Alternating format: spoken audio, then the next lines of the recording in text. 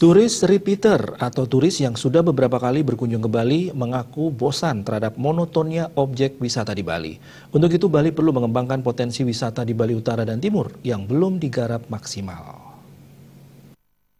Turis repeater ini disampaikan oleh Ketua Himpunan Pramuwisata Indonesia HPI Bali, Nyoman Nuarte.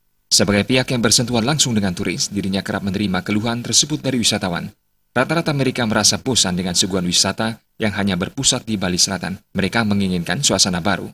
Melihat keluhan ini, Nyoman Nuarte mengharapkan pemerintah provinsi maupun kabupaten mulai serius menggarap potensi-potensi wisata yang sebenarnya banyak terdapat di Buleleng, Karangasem, dan Jemberana.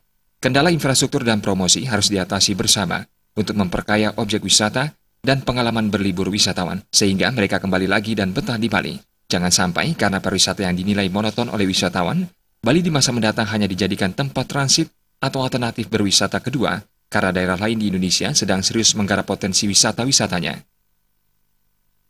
Untuk bagaimana membuat satu format tour atau membuat satu daya tarik, sehingga betul-betul nanti Bali ini tidak dikalahkan oleh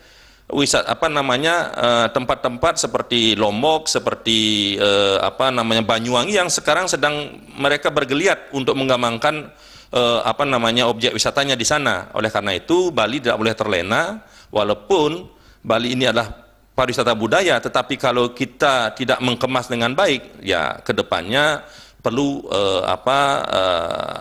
bekerja keras lagi agar betul-betul tamu yang datang ke Bali ini lama tinggalnya akan semakin panjang. Gitu.